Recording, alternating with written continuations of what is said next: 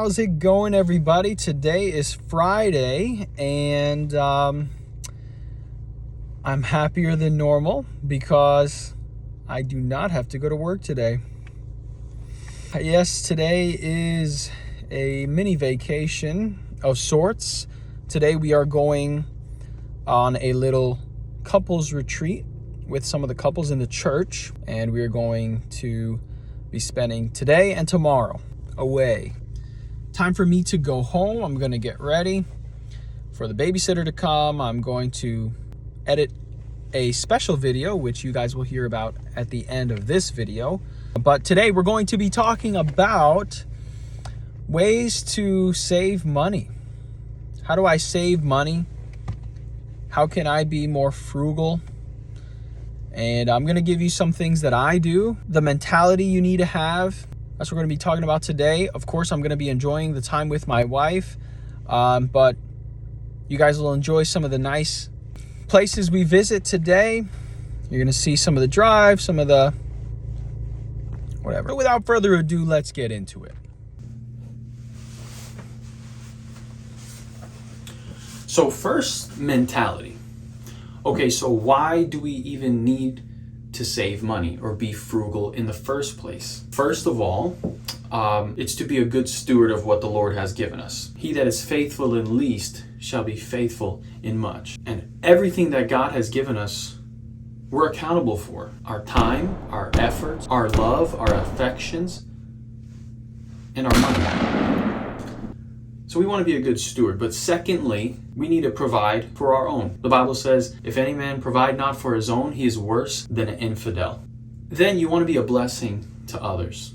If you're struggling financially because you just don't know how to handle the money, then you're not going to be able to be a blessing to others because you're always having a hole in your pocket. As soon as money goes in, it goes right out. Now, I'm not saying we can't ever spend money on things that are just for pleasure or fun, or we can't ever eat out. We just need to have a balance.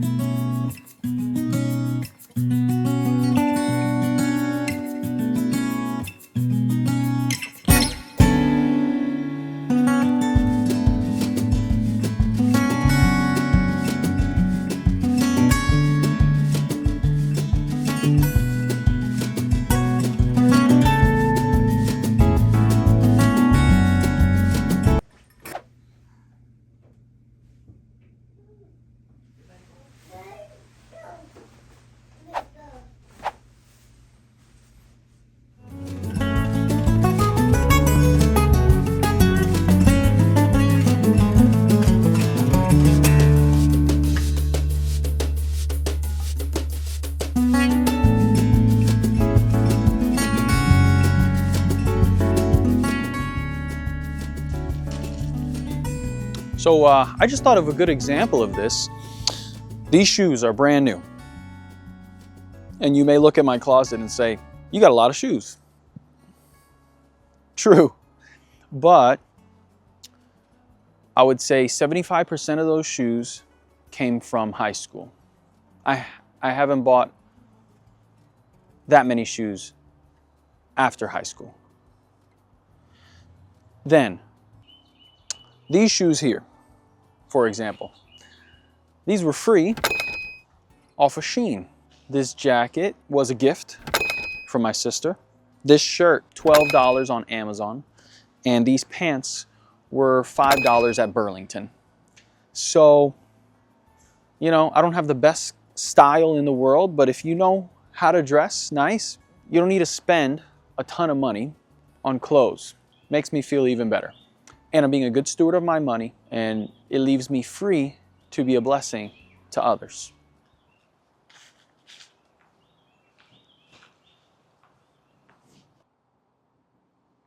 Hey, little buddy. What you doing? You look full. Man, must be eating all the nuts around here. Okay, I'm sorry. So the babysitter is about to be here. And we're about to be on a mini vacation. Whoop, whoop. So I'll catch up with you guys on the drive.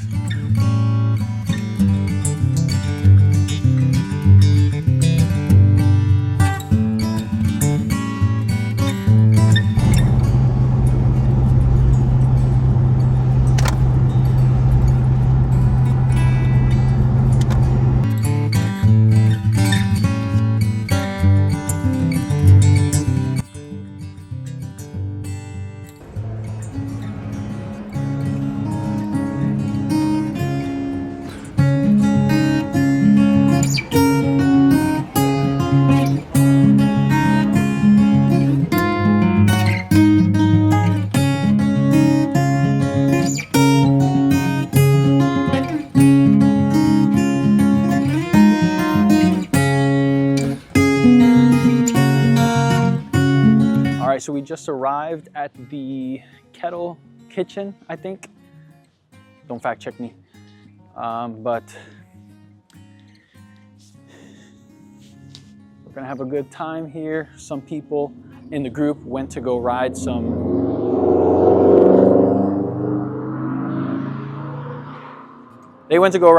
horse and buggies, horse and carriage. Wow. We're gonna go explore the little village here, the little shops and stuff. And you know, hopefully we get some nice footage. It's beautiful out here. Maybe we'll get a clip with the horse. But yeah, we're here to have a good time. So I'm not gonna be spending too much time on camera. I don't know when this video is gonna come out. Maybe Sunday? Monday? I don't know. But we're here to spend time away from any kids. Just to spend time as a couple and to learn more about how to be better husbands and wives. And oh, that's what I was gonna say. My hair was looking crazy as usual. Tends to be a thing nowadays. So I went to the bathroom to like rehydrate it, if you will, which it's looking at least better. And this guy came running in there. And as soon as he closed the door, you just heard a... So, must have been a medical emergency. Anyways, check this out. Look at this, look at this, look at this.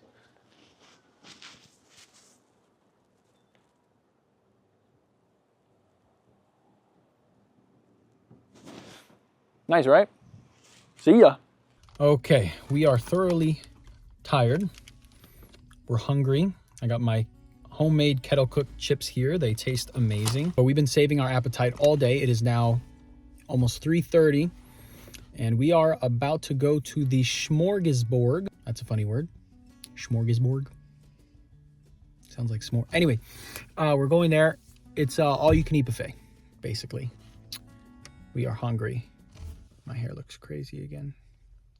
Hashtag hair looks crazy. I'm gonna make shirts and merch that just say hashtag my hair looks crazy. I guess. I don't know. I'm just rambling now. I'm gonna hate myself in editing later.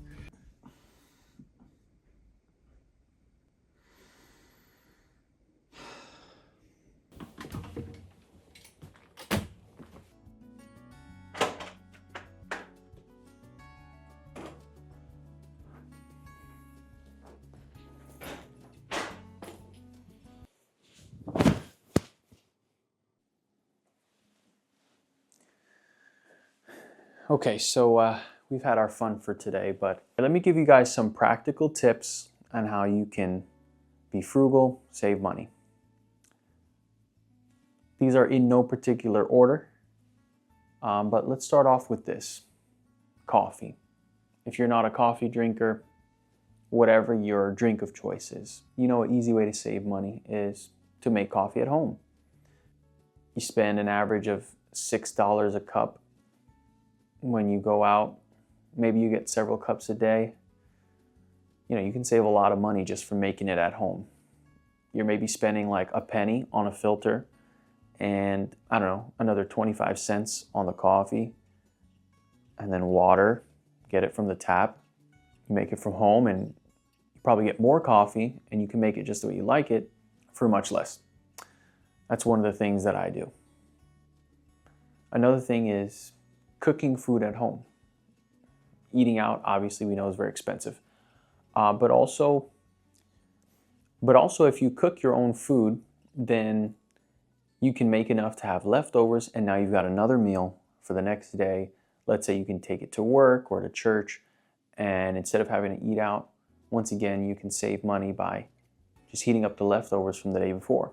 Another thing you can try doing is dieting, and that may sound like a joke, but I'm serious. When you are dieting, whatever form or fashion it is, usually you're eating less, or maybe you're spending less money on eating out because you're dieting, and so it all kind of comes full circle. Also, fasting.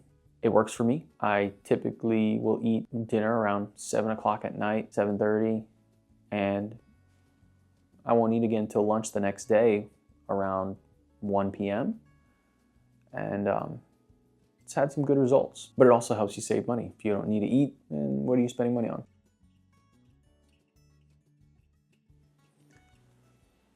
The next logical thing is have a budget. Do you know where every penny is going? Remember, we talked about it this morning. We need to be a good steward of what the Lord has trusted us with. And if you're faithful in least, you'll be faithful in much. And the Bible also says that we need to know the state of our flocks and look well to our herds. We should always know how it's doing, where it's going, because we're responsible for it. If we want the Lord to trust us with more, in this case, financially, how are we handling what He's given us so far? Does it just go as quickly as it comes or quicker?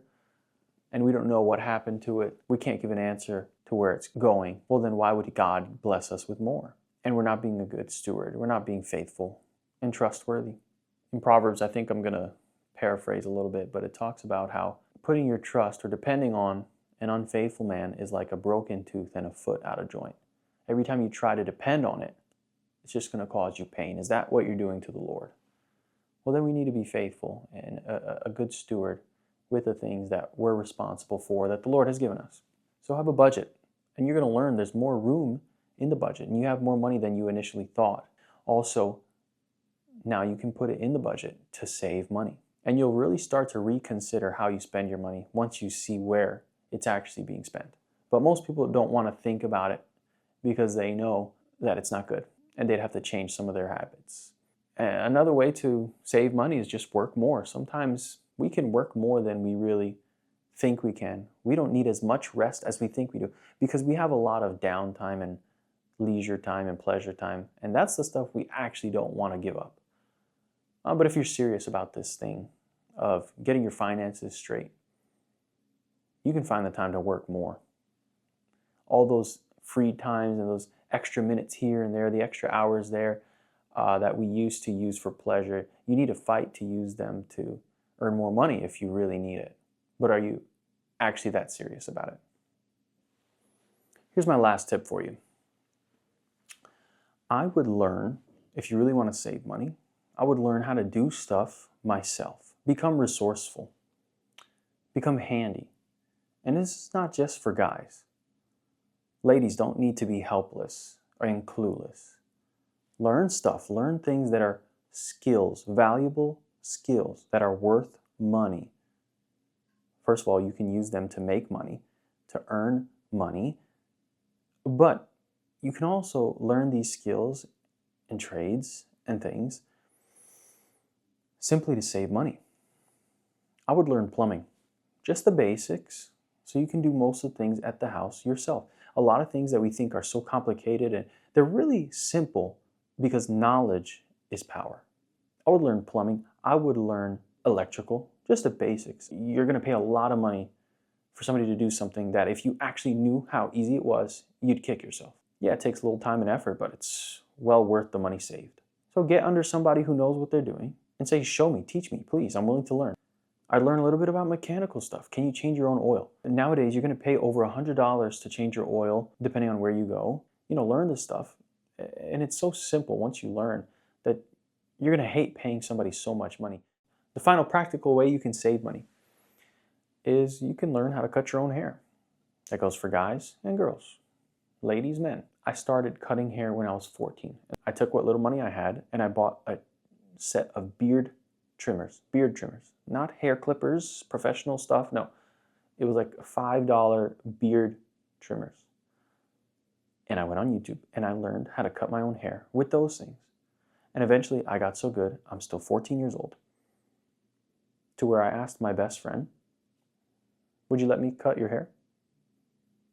And he said yes. I did it on the back of a bus on the way to a basketball tournament.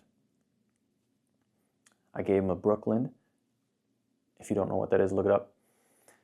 And it turned out so good that it gave me more confidence to do other people's haircuts, including continuing to do my own. And I saved a lot of money on haircuts. And I made a lot of money on haircuts.